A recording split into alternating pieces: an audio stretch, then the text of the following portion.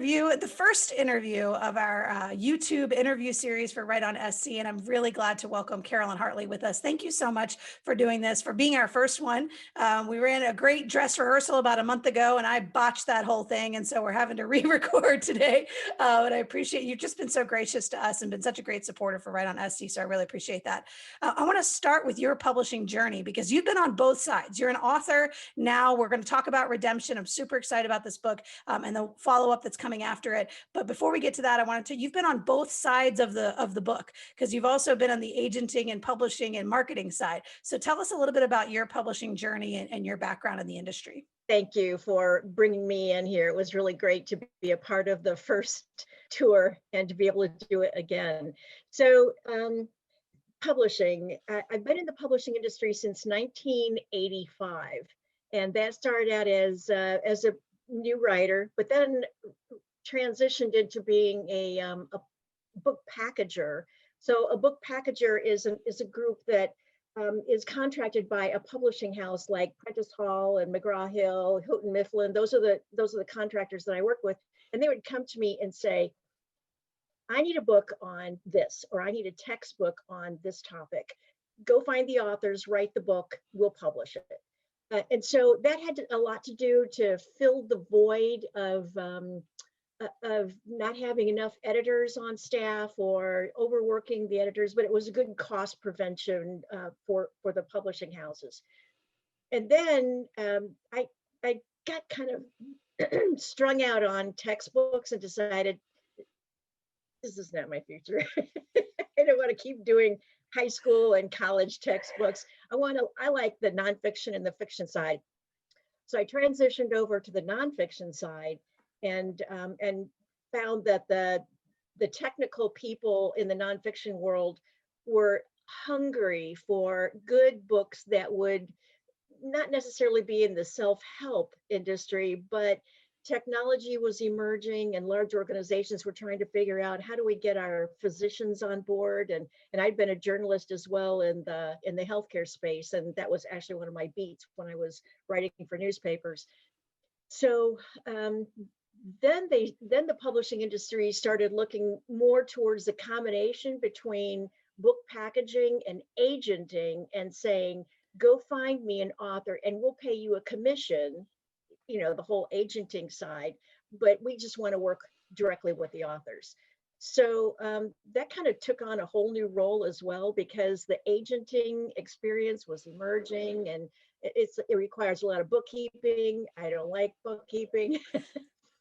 So I followed the technology curve and ended up writing a little over 20 books for the American Medical Association, but that was a combination of being their managing editor, and then finding my own crew of smart people who knew what they were talking about, and then developing the content for those. So it kind of helped transition me back into where I really wanted to be, and that is fiction.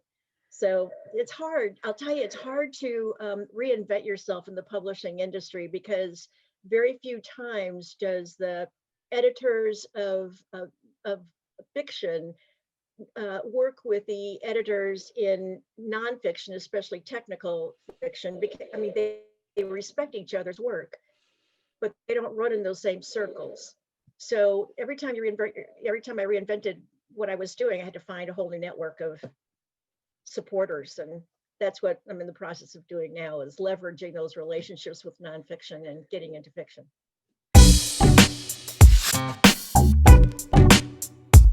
So that brings up a question I have about branding yourself as an author, and how when you move from circle to circle, did you consider pseudonyms? Did you consider pen names? Like, did you think about how do and that platform that you have to build that reader audience, specifically as we get closer to your fiction conversation?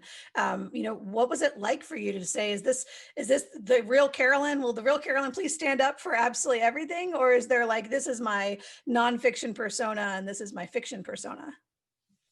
Well, that certainly is something that I've considered, and I'm still considering it, especially taking the Stephen King approach, and coming out as Richard Bachman, or Gloria Bachman. But then I'd have to re-identify myself. So I already have a following on the nonfiction side, And I've got a following in the publishing side. So for me to completely reinvent myself at my age, no, thank you.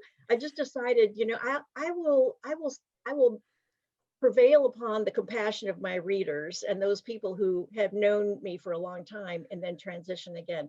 That said, I've got an abundance of books that are out there, of novels that are out there. And if I needed to publish 5 in 1 year, the readership is not going to be, they're not going to appreciate that. So I think I'll take up that advice and see if I can't put 1 or 2 of them under a pseudonym.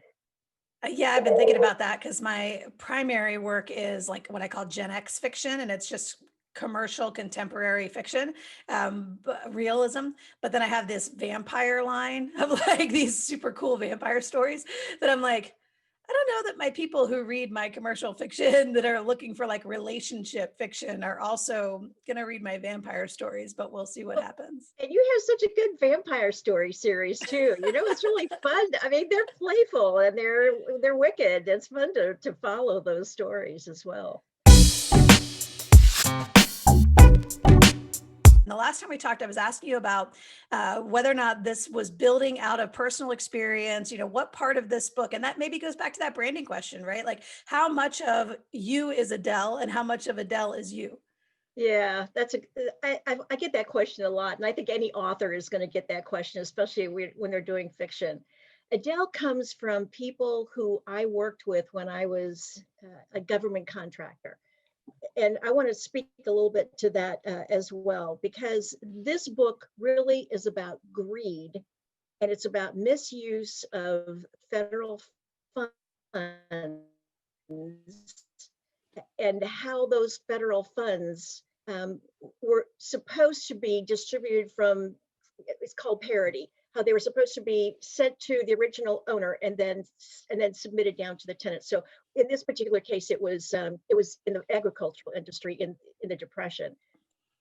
What we're seeing now and what I saw when I was out doing the technical stuff is an enormous amount of people who are kind of lost because they're not sure where to go for life-sustaining funding. So in the greed comes in because of what I've seen with federal funding coming to a corporation, and the corporations were supposed to parity, sift some of those funds down to their employees. This was a big deal in the 30s.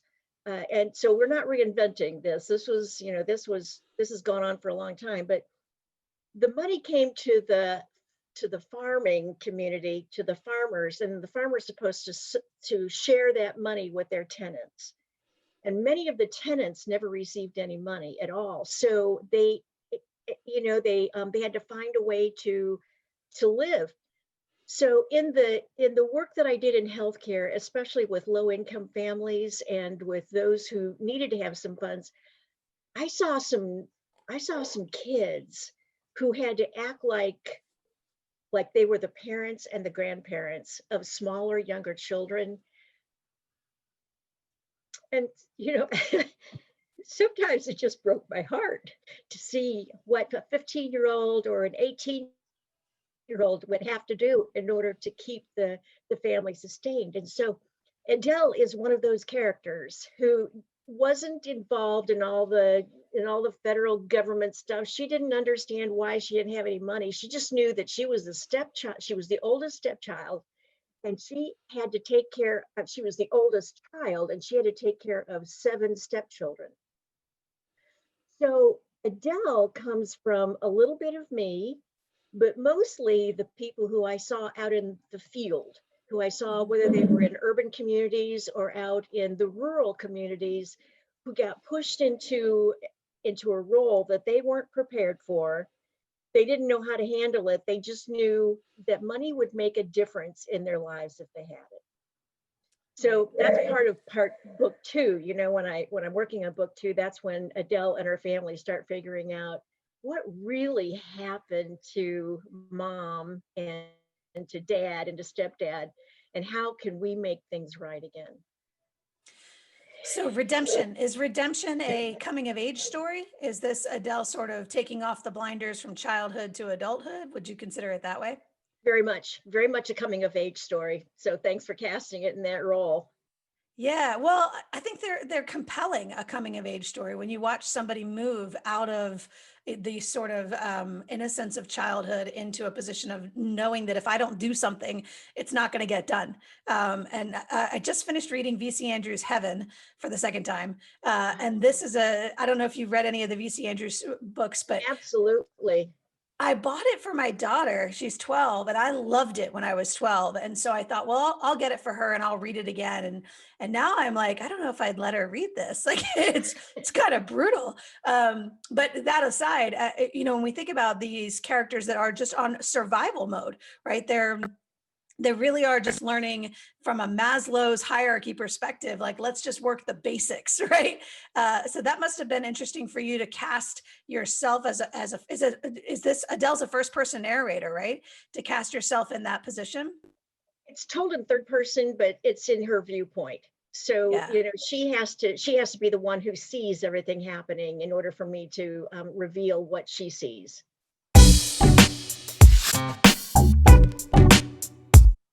Did you find the transition to fiction was easy or difficult? You said you've got multiple novels waiting in the wings, so it sounds like you had a lot of stories to tell.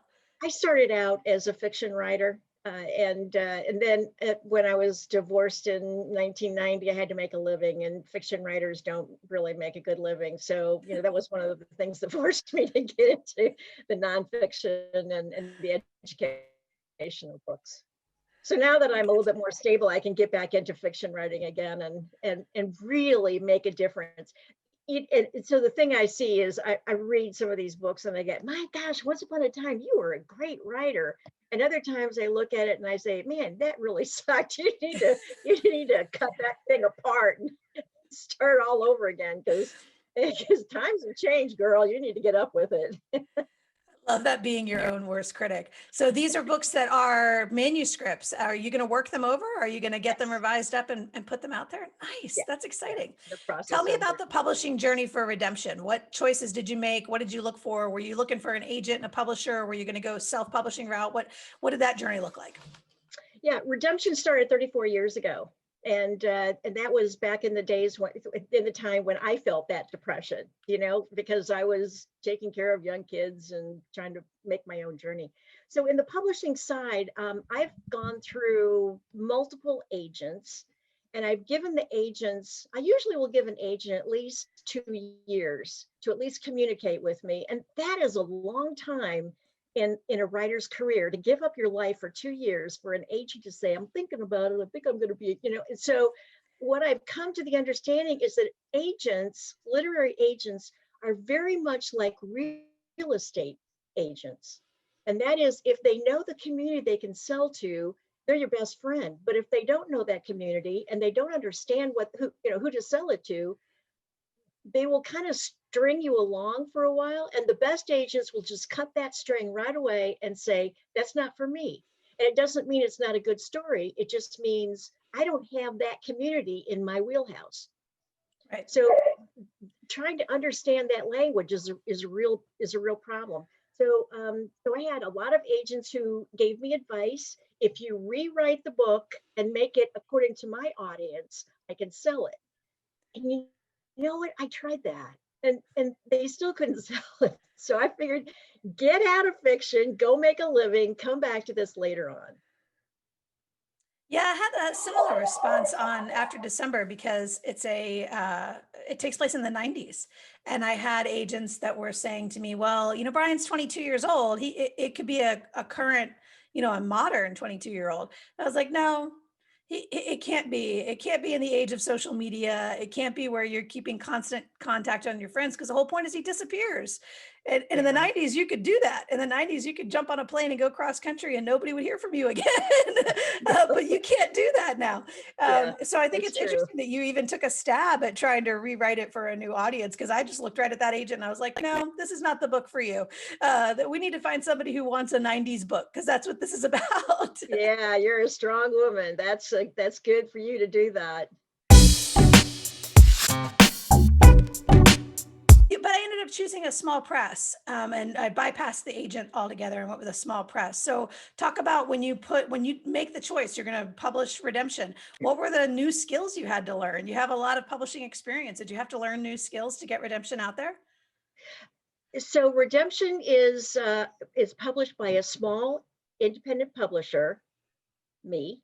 Okay. And I've had many companies that were in the publishing industry, and I decided to rebrand the most successful one. It's called it's J. Merrill Press. But I already knew what to do to publish a book because I've been publishing so many other people's books for such a long time. But I had to pull together my own team. I had to pull together my own copy editor, um, one who I believed would be pretty brutal and say, this is junk, or you can save this part because this is really good. And then, so the publishing journey now is so different than it was, though, even 20 years ago, because 20 years ago, I could work in a bookstore and sell a book, just sell books off the shelves. That doesn't happen now. You get COVID, nobody wants to go into a bookstore. If you're an author and you're in a book, if you're in a bookstore, you're usually giving directions to the bathroom, so that was my question most of the time. Hey, ma'am, do you know where the kids' books are? So it is all about social media now, and trying to figure out the right social media. So to put something on Facebook and Twitter is cool, but trying to also figure out who are the people who are doing blogs, who are the people who are doing the blogs for my audience. That's a lot of research. And I was thinking this morning, during COVID, I signed up for so many courses on how to do social media. Now I have to go back and figure out, what am I signed up for? Which one am I halfway through? I got to go back and either finish those courses or else take advantage of all the learnings. But that's what I would encourage anybody who's self-publishing now, is you got to go to the other experts and figure out what to do. Yeah, and there's so many different approaches. Everybody's journey is different, and everybody's audience is a little bit different too, and a little harder to reach maybe. I like to follow the example of people who are writing the kind of book that I wrote and see how are they speaking to their audience? How did they find me? Because that's what I'm writing for, is other people just like me. So how can I go out there and find, people that are, how do these authors that I love find me? And then how can I get my book in front of their audience as well? That's right. And the keyword algorithms make so much difference now too. And my keywords are not Amazon's keywords. Right. So now I got to try to figure out from the technology, what's their algorithm and how did it change in the last 60 days? So, it's really helpful to get somebody who knows social media to help you out, because I just want to write. I was going to say, so do you think, are you thinking about publishing anybody else's work under your label, or are you going to stick to your own work? Yeah, you're going to, sweet. So you'll be open for submissions? Yes. Yeah. There's a submission process that's but we're heavily focused on women who demonstrate courage. Okay. And that's the focus of our publishing imprimatur. Now there's a new book coming though. So Redemption is the first part of Adele's story. And then the second part of the story is coming out in 2021. Tell us about that book. What's the title and where does it pick up? The title is still to be determined. I still call it the Redemption sequel. And as I'm working through it, I will look for the title, but I don't know it yet. So it starts with Adele, who actually was able to find her way back home to her original family. And in the chapter that I'm in right now, she's brought her sisters to come and live with her. So her dad, her stepdad is kind of out there still battling the forces of evil in the federal revenue process. So she and her sisters have discovered a secret closet behind Adele's grandmother's bed. And there's all this ancestry that is behind, that is in this closet. So not only are they trying to discover who their ancestors were, but they're also trying to discover how they can get along, because they fought like cats and dogs, when they were back in the Missouri boot heel. And now they've got protests to work both in the St. Louis area, in the Missouri Boot Heel area, and a forthcoming movement of coal miners. So the coal mining family is where Adele comes from. And so now she's learning, very much like we all do, she's learning a whole new industry because she has inherited a coal mining company. And she's 19 years old.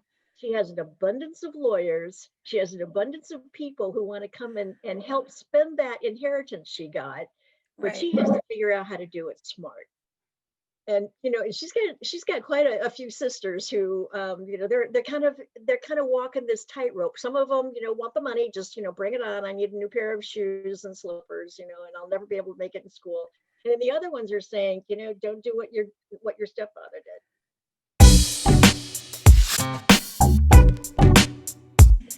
So you're in South Carolina, but you wrote this to take place in the Missouri Boot Hills. What kind of historical fiction research did you have to do to go out there and figure out where to set it and how to set it and what were the rules of the society and all that? Tell us about that part. I love that, Casey. Thank you for asking that.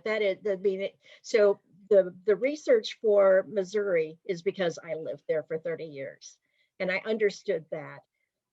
Researching the sequel, however, meant a lot of trips to West Virginia and building a relationship with the people in Bramwell, West Virginia, which is a population 352 people. and it was that Bramwell, West Virginia, it was the home of the millionaires because they were the ones who owned all of the coal companies. So, you just don't jump into a city and say, hey, I am the author of, so-and-so, trust me, I'm going to tell your story.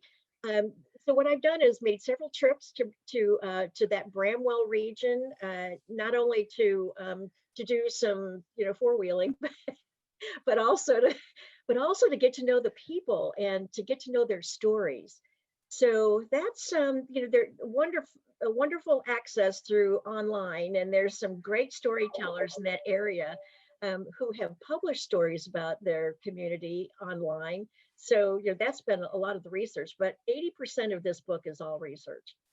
Once I get that lined up, then I can tell the story. It's a fun part. It's kind of that investigative journalist, from the healthcare days coming out again and being able to figure out what happened and what went right, what went wrong, and how are we going to fix it?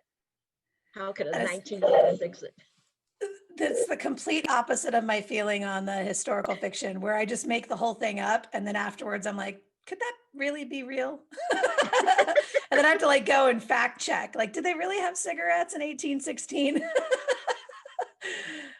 Well, that's the whole process too. I have to do that all the time. Did they really, was Michelin around in, 1935? That kind of stuff is constant. You always have to do that. But also to get to know the people, because you got to really write about characters, and I want to know who the characters were. Well, tell us when you think we're going to see the Redemption sequel. What do you think, in the fall? Is that summer or fall? No, I'm shooting for summer 2021. Hoping to make a big release out of it then. But, I've got such a great writers group, and, the writers group from the South Carolina Writers Association, they are so awesome. They're incredible to work with, and bless them, that they're part of them are, hey, that was really great, and then the other part of them says, fix this, fix that. You can't say this, that didn't happen. They're always questioning the year, what is that circa? They're always kind of pushing for something better. And I like hanging around both sides, both the ones, who will act like my Aunt Joan, and just say, hey, that was really good. And the other ones will say, yeah, but you got to fix that. It's a good combination.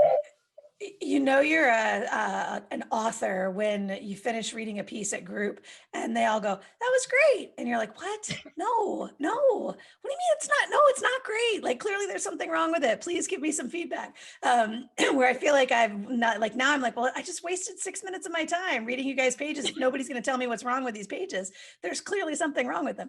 So I think that's kind of funny that you say, yeah, I like the praise, but I also need people to be kind of hard on me here and take me to task to make sure I'm getting it right.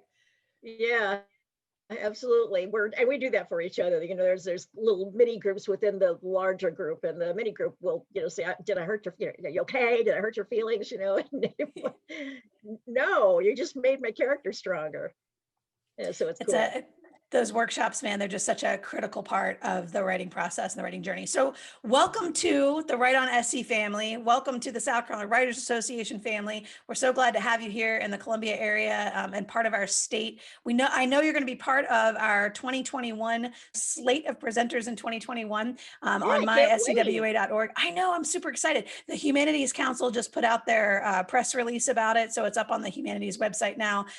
We've got some presenters listed, but not all of them. But pretty soon that full calendar is going to be out there on myscwa.org so everybody can see. And yours is, I believe, March 30th. So looking forward to that. And other than that, thank you so much, Carolyn. Thank you for being a patron of our show. And let me know if there's anything we can do to continue to promote your work, get redemption in the hands of a lot of super eager and excited readers. We'll be glad to help you out with that. That's so cool. Thank you so much. I enjoyed being with you today. This is a lot of fun.